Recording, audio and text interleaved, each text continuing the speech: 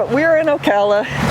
Audrey grows a lot of mango trees and some other tropical fruit trees, but in 9A, zone 9A, where we are, most people don't grow those tropical trees, but they grow other kinds of fruit trees. Right. And Audrey grows those too. I grow those too. So, could you point out like the other fruit trees? Being a South Florida person, cannot grow the things that you grow right back here. Really? I don't think so. There's a few things that I could grow. I have a ton of peaches. Peaches, I have had some peaches growing, low chill varieties, because we need, there's like two varieties, the Florida Prince and so I can't remember the other one, but those did fruit for me, but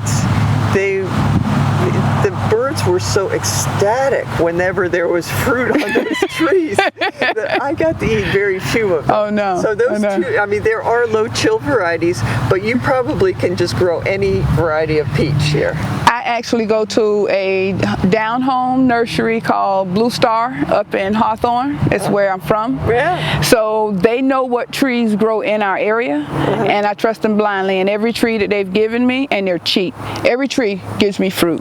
So what varieties do you, I'm not as crazy about knowing the names of the fruit. I know my Sun Racer, because the Sun Racer nectarine just blew my mind with how well it did. It was just prolific last year. But I have two ever-bearing mulberry trees that I dug up from a neighbor's yard a few years back because he didn't want them, and I keep them cut so that I can reap fruit. Look much better than my mulberries ever do.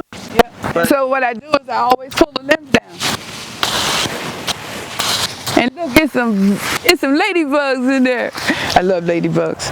And then behind you, I have a muscadine grape. This one doesn't look so good. Yeah, that's the oldest one. And I planted, this was the first fruit tree planted on the property. Oh, here we have some green leaves. Okay, I wasn't seeing that. Yeah. So it's still alive. It's still alive. Had a heavy fungus problem.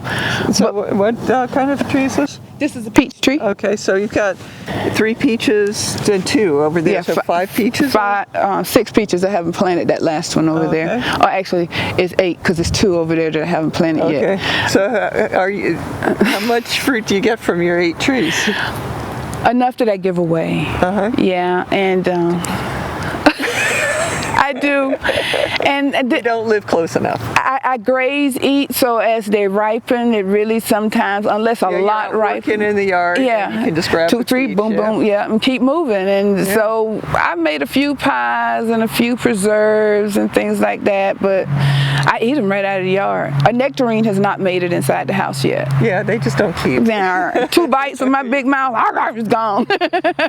Oh, you got an oak going. Yeah. So I'm gonna redo this. It's time to cut back all the vines. I didn't cut it back last year, and that's why it looks like a mess. But this time of year, what I usually do is I come in and I cut them all the way back to the root down here, because muscadine's only fruit that on the new vine. So I want to cut it back because right now I'm stressing out the root to make it flush all of this unnecessary grapevine that's not going to do anything. This is nothing. So I'll trim all this up. So is there a certain time of year that's best for trimming it? Before it pushes. So I usually trim in January, but January got taken over by mango fertilization. Ergo, the grapevine hasn't been taken care of in 2 years. So I might do it in December this year.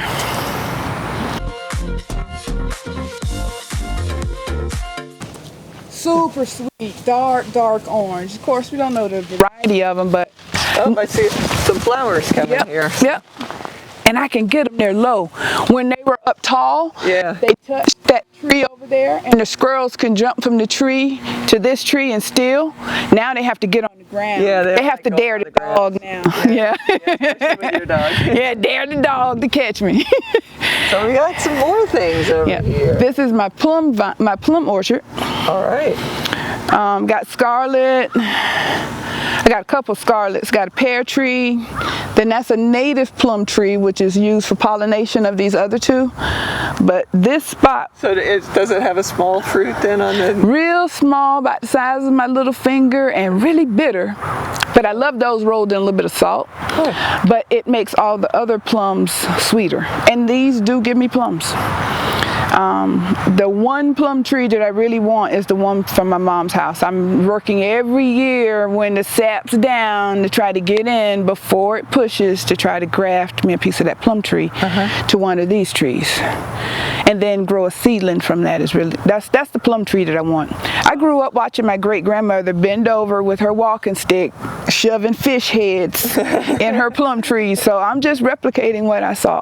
Yeah, a lot of those old things, are tried and true. Tried and true. Yeah, if they don't work, they wouldn't keep doing it. They wouldn't keep doing it. And I didn't understand why at the time are you saving fish heads, putting them in your pocket, and going outside with arthritis and a stick to your plum tree. Now I get it.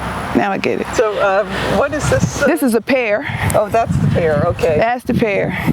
So it's happy this time of year. It's happy. It's done more growth in the last 6 weeks than it did the whole time. I got it last year this time from a friend, Karen, the one Facebook chick that I visited. This Karen gave me this. It wasn't doing well in her yard, but it loves it here. Oh, wonderful. These are my smudge pots. I don't know if you've ever heard of smudge pots. Oh, my property came with some. Oh, okay. So I'll take those and I'll put one on this side of the structure, and I'll put one on the other side. And mechanic gives me the oil that I need to burn in them. But my real outdoor bed is that one right there. So I've never used my smudge pots, and I never will. So if you want more, you can get that. But what do they use? Like the old diesel and oil. The oil, like engine oil. That after they've changed it, then they burn it in that. Yep. I just take a 5-gallon bucket around the corner to Walt's break and say, hey, can I have some of your old oil? Just pour it in here instead of your receptacle. They don't have to get rid of it. I hope that I don't have to use it because it is a dirty form of energy, but burn a few hours of a smudge pot or lose all them beautiful trees. Boom, light it up. I'm not going to lose my trees. With everything you've done, you certainly have minimized the chances, or that you'll have any damage to your trees even without the smudge pots. I hope I don't. I've never fired them up. I've used fire pits and things like that, but I really don't want to put fire close because I kept having nightmares of me falling asleep and the wind took the piece of plastic and blowed it and the whole thing caught on fire. I don't want that either. Yeah, and then when you're burning wood, the stuff goes up in the air, little bits of the soot and everything. And they, those embers can actually start fires. I had a little one inside the house, the greenhouse that was here last year, and I just happened to be there. I had put some new wood on it and the ember went up and it caught, and I said nope, no more fire. But we were at the end of the winter season, so I didn't have to worry. But I'm not putting fire in that one this year. Oh, great. Okay. Well, I am jealous of your pear and peaches trees. I'm not a big plum fan, but I'm sure I would eat them if they grew in my yard. But thanks for showing us your other fruit trees. I would show you the blueberries and pineapples, but they're all the way on the other side of the yard. I have about 50. Is it between the two of them? I have a big row of pineapples and a big row of blueberries. So Audrey has some other trees and plants that other trees and plants yet. So there's a lot that you can do on these 2 acres. You can. You've got some citrus trees right here. And tell us what you're doing besides eating the fruit. Besides eating the fruit, I'm trying to use the citrus as a windbreak hedge because they're cold tolerant. And the fruit that I have behind it is not. And because I want the sun to be able to come through, I planted tall tangelo, short little lime tree, tall tangerine.